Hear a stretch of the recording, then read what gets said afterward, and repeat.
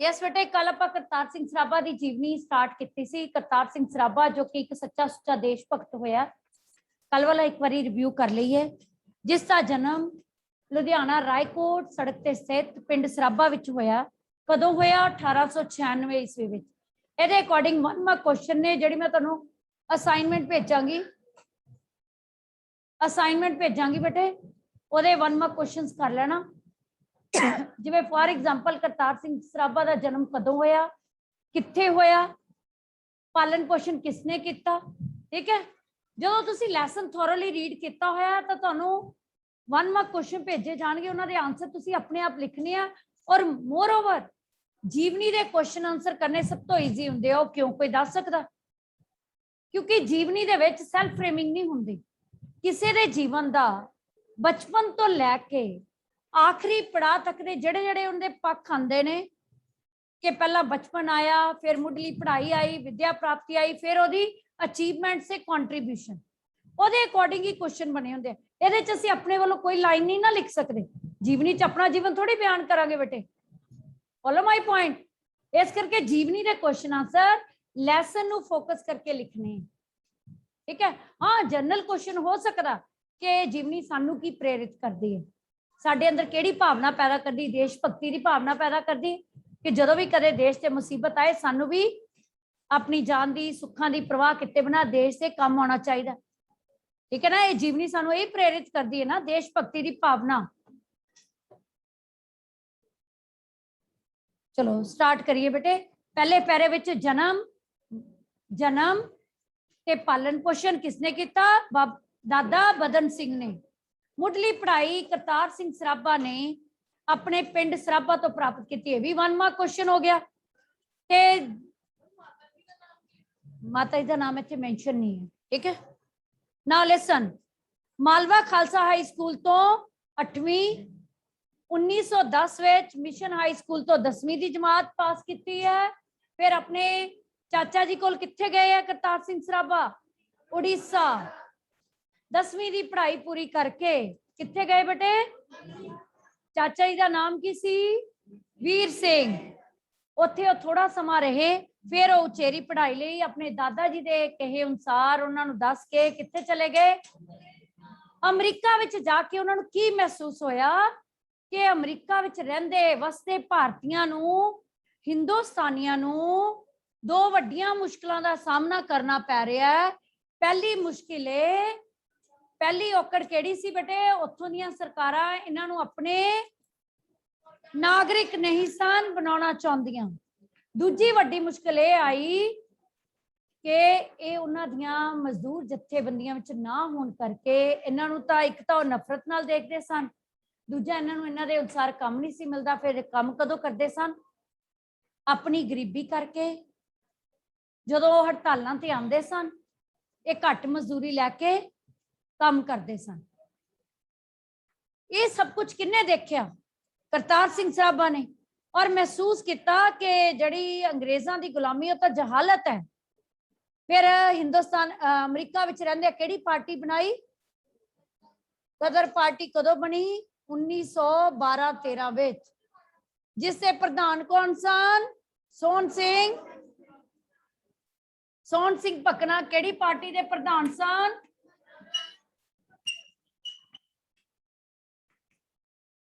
गदर party दे प्रधान। ते सकत्तर कौन सन? लाला करतार सिंह सराभा इस पार्टी की सी? कार्यकारिणी मेंबर। क्योंकि उसकी उम्र उस समय कितनी सी? 18 साल। 18 साल की उम्र विच गदर पार्टी का कार्यकारिणी मैंबर बनिया। कार्यकारिणी जो उन्होंने काम दिता जाता सी, वलंटियर। ठीक है, जो उन्होंने काम दिता जाता सी वो खिड़े मत्थे करदा सी, स्वीकारदा सी ते करदा सी। कारज का मतलब ही हुंदा काम। ठीक है, हुण एक गदर पार्टी दे आशय नूं पूरा कर लई गदर नां दा अखबार कढ़िया गया। अखबार है जिहड़ा दिनों दिन इहदी मंग वधदी गई। वो प्रचार करने लई जदों भी कोई चीज कोई मुहिम चलाने तो प्रचार भी तो करना जरूरी होंदा है। प्रचार करने लई ताई पब्लिसिटी होएगी तो लोग नाल जुड़नगे। हुण करतार सिंह सराभा इस मंतव दे लई अगे वध के काम करन लगा है। जदों गदर नां दा अखबार की मंग वधदी गई तो इसे जिहड़े इसे अनुवाद दूसरियां भाषावां विच किते गए। करतार सिंह सराभा इसकी जिंद जान सी। उसने इसे करके ही इसे मकसद करके अपनी पढ़ाई छड्ड दित्ती ते इहदे लई धन इकट्ठा करन दी जिम्मेवारी लै लई। बीड़ा उठाना, धन इकट्ठा करन दी जिम्मेवारी लैनी। अगे चलिए हुण अगों रीडिंग करनी है आपां। ध्यान नाल सुनियो। इस सभा का उद्देश्य हिंदुस्तान विच अंग्रेज राज के विरुद्ध हथियारबंद विद्रोह करके उसकी सफ वलेटना सी। सफ वलेटना का मीनिंग दसो की होना? सफ वलेटना सी। किसी सफ वलेटना? अंग्रेज हुकूमत दी। वलेटना मीन बाहर कढ़ना, बोरिया बिस्तरा गोल करना। सफ हुंदी चटाई मीनस बोरिया बिस्तरा इन्हां दा गोल कर दिओ, इन्हां नूं भजा दिओ। किहदा मकसद सी? गदर पार्टी दा। गदर पार्टी दा की मकसद? अंग्रेजां विरुद्ध केड़ा घोल करना? केड़ा घोल? हथियारबंद। हथियारबंद, हथियारां दे नाल हथियारबंद विद्रोह करके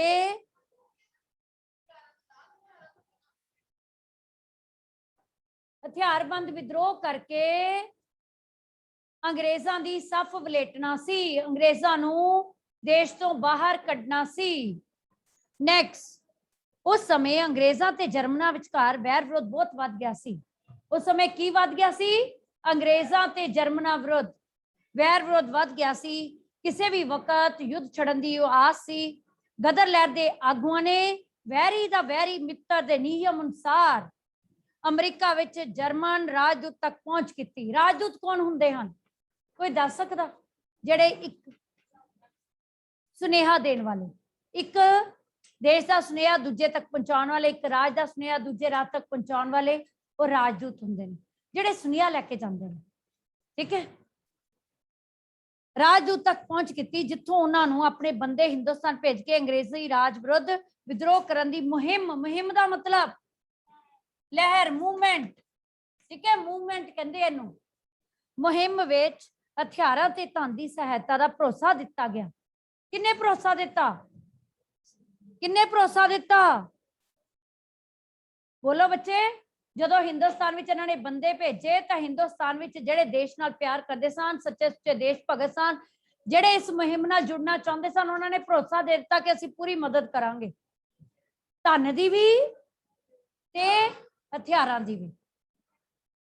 धन ते हथियारां दी गदर पार्टी ने बहुते नौजवानों नूं हथियार चलाउण ते होर सैनिक सिक्ख्या लैण दी प्रेरणा भी दित्ती।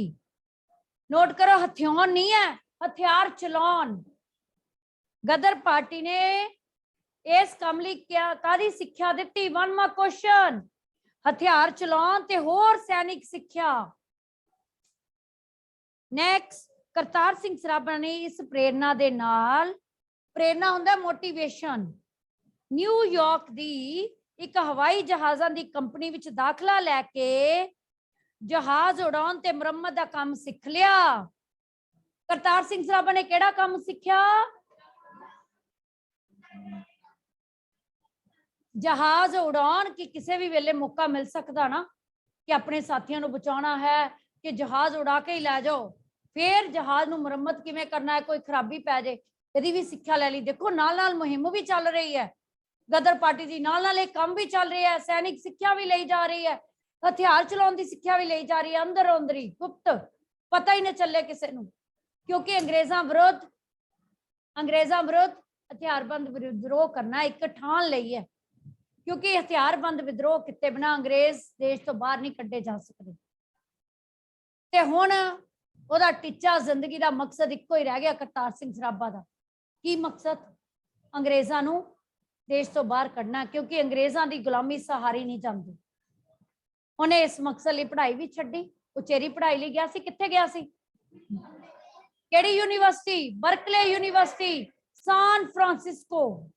ठीक है, अगला पैरा। 25 जुलाई 1914 नूं जदों विश्व युद्ध छिड़ पिया विश्व युद्ध कदों छिड़िया? 25 जुलाई। 1 मार्क क्वेश्चन नोट करो। विश्व युद्ध, संसार यंग, वर्ल्ड वार, जिस विच बरतानिया, फ्रांस ते रूस, जर्मनी, आस्ट्रेलिया, हंगरी विरुद्ध कुद पे सन, सारे यूरोपी कंट्रीज। तो अमरीका ते कनेडा दे हिंदुस्तानियों नूं भी चाह चढ़ गया। वो क्यों चाह चढ़ गया, कोई दस सकदा?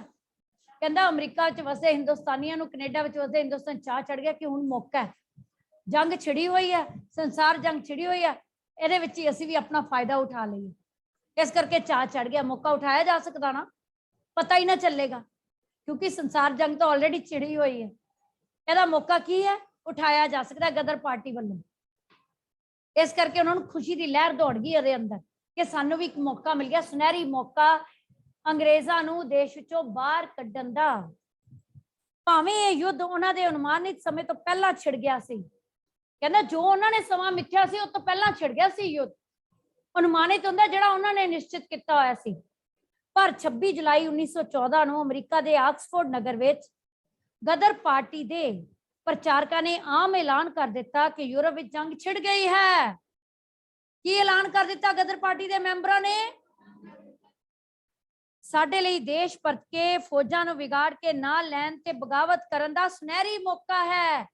उन्होंने कह दिता, ऐलान कर दिता है साडे लई सुनहरी मौका, ते असीं ये मौका नहीं गवाना। असीं हुण अपने मकसद विच कामयाब होवांगे। 5 अगस्त 1914 नूं गदर अखबार विच हिंदुस्तानियां विरोध, हिंदुस्तानियां वल्लों किन्ना विरोध? अंग्रेज़ां विरोध जंग का ऐलान कर दिता गया। नोट करो 1 मार्क क्वेश्चन। अंग्रेज़ां विरोध जंग का ऐलान कदों किया गया? 5 अगस्त 1914 नूं। किस पार्टी वल्लों? किस समय? उस समय देश विच की चल रहा सी? संसार भर विच यूरोपी देशों की जंग छिड़ पई सी। ठीक है, ਇਹਦਾ मौका किन्ने उठाया? उन्होंने भी ऐलान कर दिता। किदे विरोध विद्रोह करन दा? अंग्रेज। Next para. करतार सिंह हिंदुस्तान परत के मींस वापस आके। हुण है मेन के की वापरी के करतार सिंह सराभा के साथियों से उन्होंने फांसी दी गई छोटी उम्र से, के असफल क्यों रह गए? बड़े सोहने सफल हो रहे सन, पर कोई ना कोई गद्दार आ जाता विच।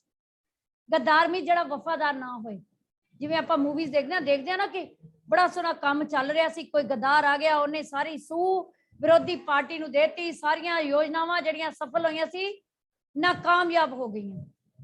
ठीक है ना, इदां ही कुछ वापरिया। करतार सिंह हिंदुस्तान परत के इत्थे गदर करवा दे लई उतावला सी। उतावला समझदे हो? बड़ा ही काला सी, उत्साहित सी, उन्हें बड़ी क्यूरियोसिटी सी, एक्साइटेड सी कि ऐलान हुंदे ही वो होर इकत्तरतावां मीनस इकट्ठ ते फैसलियां दी उड़ीक किते बिना और रघुबर दयाल गुप्ता नूं नाल लैके, रघुबर दयाल गुप्ता दा आपां पहला नाम पढ़ चुके हैं, जो कि गदर पार्टी दे नाल करतार सिंह सराभा दा भी मैंबर रहा। जापान दे जहाज निपनपुरू विच चढ़ के, जहाज नोट कर लो, निपन मारू विच चढ़ के हिंदुस्तान नूं चल पिया। किहड़े जहाज विच चढ़ के चलिया? निपन मारू जहाज राही कित्थे लई चल पिया है? हिंदुस्तान नूं चल पिया। यह समुद्री जहाज सी। 15 सितंबर 1914 नूं कलकत्ता दी बंदरगाह ते आ लगा। उन्हीं दिनी अंग्रेज सरकार दी पुलिस तो पहला ही उन्हें अपने कान ना खड़े किए हुए कि कोई मौका मिले इन्हां नूं गिरफ्तार किया जाए। कहंदे अंग्रेज सरकार दी पुलिस उस समय सबनों गिरफ्तार करी जाती सी। किहड़ा एक्ट अधीन? डिफेंस ऑफ इंडिया एक्ट अधीन। नोट करो, उस समय अमरीका तो आए हिंदुस्तानियों ने नाल अंग्रेज सरकार की करती सी? डिफेंस ऑफ इंडिया एक्ट अधीन, डिफेंस ऑफ इंडिया एक्ट अधीन। एक्ट का भाव समझते हो? कानून जड़े बने होंगे ने, एक्ट पास होए होंगे ने कि इस एक्ट अधीन एवले ਇਹ ਵਾਲੇ ਜਿਹੜੇ ਮੁਜਰਮਾਂ ਨੂੰ ਫੜਿਆ ਜਾਣਾ ਤੇ ਸਜ਼ਾ ਮਿਲਣੀ ਹੈ, ਪਤਾ ਨਾ। ਜਿਨ੍ਹਾਂ ਨੇ ਵਕਾਲਤ ਕੀਤੀ ਹੁੰਦੀ ਆ ਉਹਨਾਂ ਨੇ ਸਾਰੇ ਕਾਨੂੰਨ ਪੜ੍ਹੇ ਹੁੰਦੇ।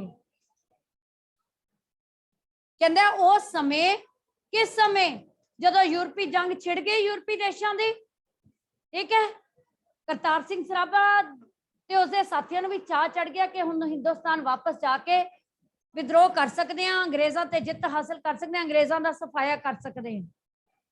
ਪਰ ਉਸ ਸਮੇਂ ਇਹ ਵੀ ਪਤਾ ਸੀ ਕਿ ਅੰਗਰੇਜ਼ ਸਰਕਾਰ ਨਾਲ ਬੜੀ ਚੁਕੰਨੀ ਹੋਈ ਹੈ। ਉਹ ਕਿਹੜੇ ਐਕਟ ਅਧੀਨ? ਡਿਫੈਂਸ ਆਫ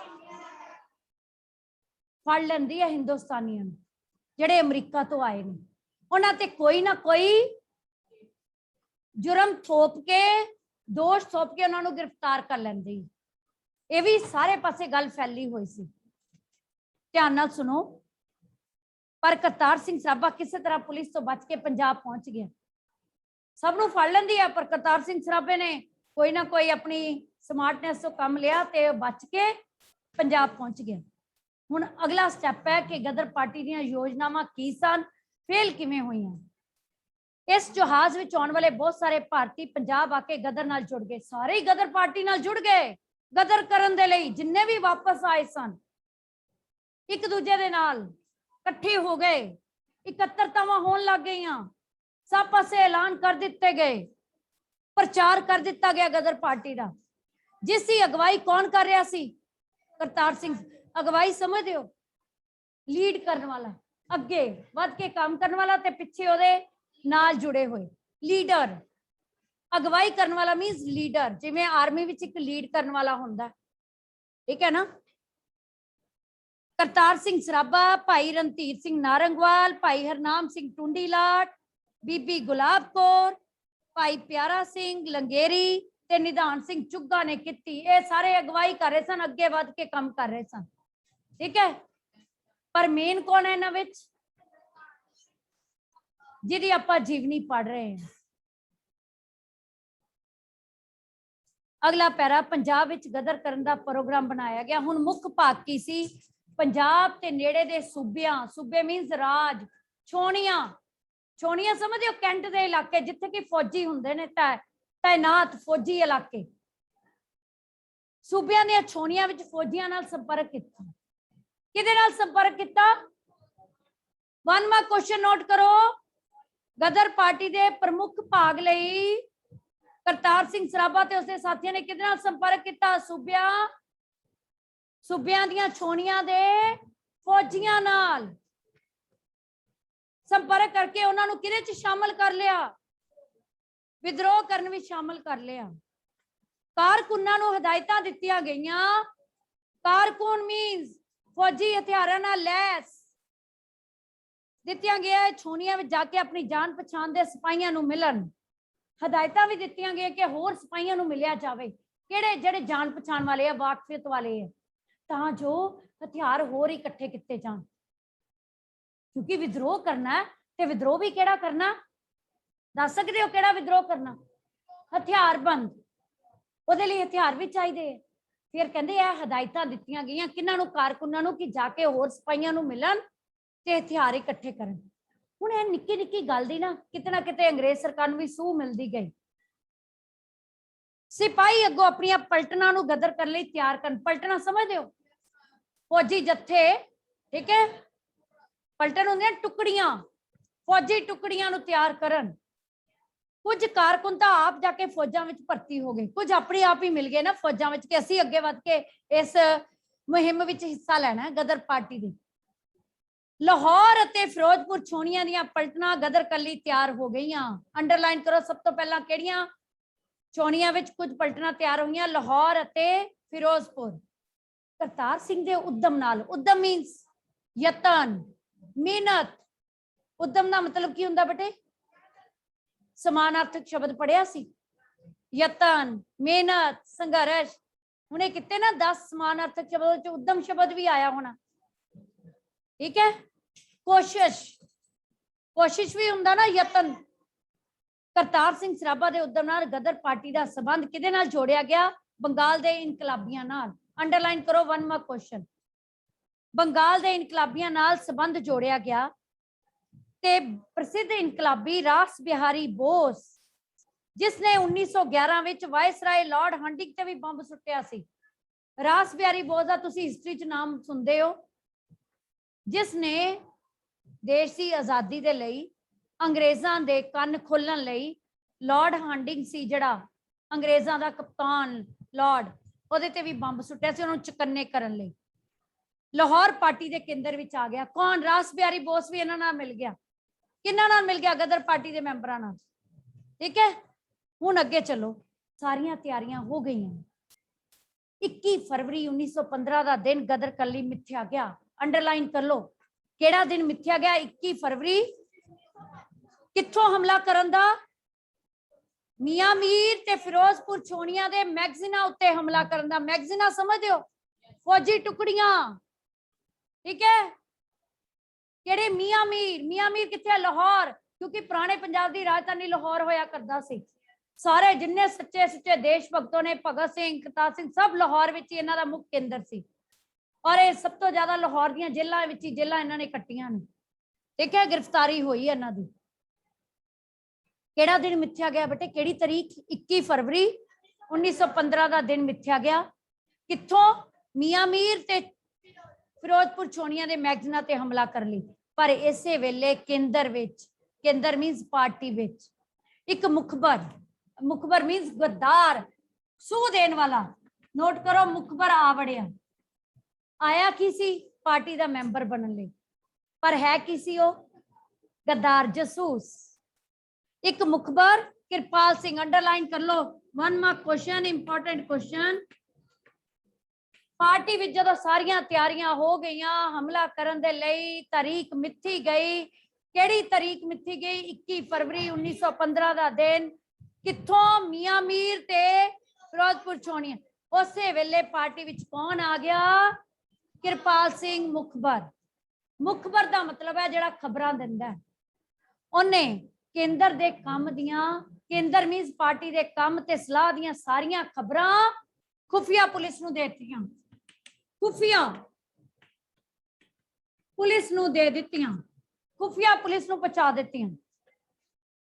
ਇਸ ਤਾਰੀਖ ਦੀ ਸੂਹ ਦਾ ਪੁਲਿਸ ਨੂੰ ਪਤਾ ਲੱਗ ਗਿਆ। ਉਧਰ ਪਾਰਟੀ ਨੂੰ ਵੀ ਪਤਾ ਲੱਗ ਗਿਆ ਕਿ ਕੋਈ ਗੱਦਾਰ ਆ ਗਿਆ, ਜਿਹਦੇ ਕਰਕੇ ਅੰਗਰੇਜ਼ ਸਰਕਾਰ ਨੂੰ ਸਭ ਕੁਝ ਪਤਾ ਲੱਗ ਗਿਆ। ਪਾਰਟੀ ਨੇ ਆਪਣੀ ਤਾਰੀਖ ਅੱਗੇ ਪਾ ਦਿੱਤੀ, ਪਹਿਲਾਂ ਹੀ ਪਾ ਦਿੱਤੀ। ਪਰ ਉਸ ਮੁਖਬਰ ਲਈ ਜਿਹੜਾ ਕੰਮ ਹੀ ਹੈ, ਉਹ ਤਾਰੀਖ ਦਾ ਵੀ, ਨਵੀਂ ਤਾਰੀਖ ਦਾ ਵੀ ਪਤਾ ਲੱਗ ਗਿਆ ਅੰਗਰੇਜ਼ ਸਰਕਾਰ ਨੂੰ, ਖੁਫੀਆ ਪੁਲਿਸ ਨੂੰ। ਨਵੀਂ ਮਿੱਥੀ ਤਾਰੀਖ ਨੂੰ ਰਾਤ ਦੇ 9 ਵਜੇ ਕਰਤਾਰ ਸਿੰਘ ਸਰਾਭਾ ਦੀ ਕਮਾਨ ਹੇਠ, ਕਮਾਨ ਮੀਨਸ ਅਗਵਾਈ ਹੇਠ, ਕੁਝ ਗਦਰੀ ਤੇ ਭਾਈ ਰਣਧੀਰ ਸਿੰਘ ਜੀ ਦੇ ਜੱਥੇ ਦੇ 50-60 ਆਦਮੀ ਫਿਰੋਜ਼ਪੁਰ ਛੋਣੀ ਤੋਂ ਗੱਡੀ ਤੋਂ ਉਤਰ ਕੇ ਢੋਲਕੀ ਤੇ ਹਾਰਮੋਨੀਅਮ ਲੈ ਕੇ, ਹਾਰਮੋਨੀਅਮ ਸਭ ਦੇ ਆਵਾਜ਼ਾਂ ਲੈ ਕੇ ਡਿਪੂ ਵੱਲ ਤੁਰ ਪਏ। ਉਹਨਾਂ ਨੇ ਕਿਰਪਾਲ ਸਿੰਘ ਸਿਪਾਹੀ ਨੂੰ, ਜਿਸ ਨੂੰ ਕਿ ਪਹਿਲਾਂ ਹੀ ਫੌਜ ਵਿੱਚੋਂ ਕੱਢਿਆ ਹੋਇਆ ਸੀ, ਦੁਬਾਰਾ ਉੱਤੇ ਰਹਿਮ ਕਰਕੇ ਉਹਨੂੰ ਦਾਖਲ ਕੀਤਾ ਸੀ। ਇਹ ਨਹੀਂ ਸੀ ਪਤਾ ਕਿ ਉਹ ਫਿਰ ਗੱਦਾਰ ਦਾ ਗੱਦਾਰ ਹੀ ਨਿਕਲਿਆ। ਪਹਿਲਾਂ ਹੀ ਕੱਢਿਆ ਹੋਇਆ ਸੀ, ਬਾਰਕਾਂ ਵਿੱਚ ਭੇਜਿਆ ਹੋਇਆ ਸੀ, ਜਿੱਥੇ ਉਸਨੂੰ ਗ੍ਰਿਫਤਾਰ ਕਰ ਲਿਆ ਗਿਆ ਤੇ ਛੋਣੀ ਵਿੱਚ ਕੁਝ ਕੋਈ ਪਤਾ ਨਾ ਆਇਆ। ਗਦਰੀ ਸੂਰਮੇ ਰਾਤੋਂ ਰਾਤੀ ਉਡੀਕ ਕਰਕੇ ਮੁੜ ਗਏ ਕਿ ਗੱਲ ਕੀ ਬਣੀ।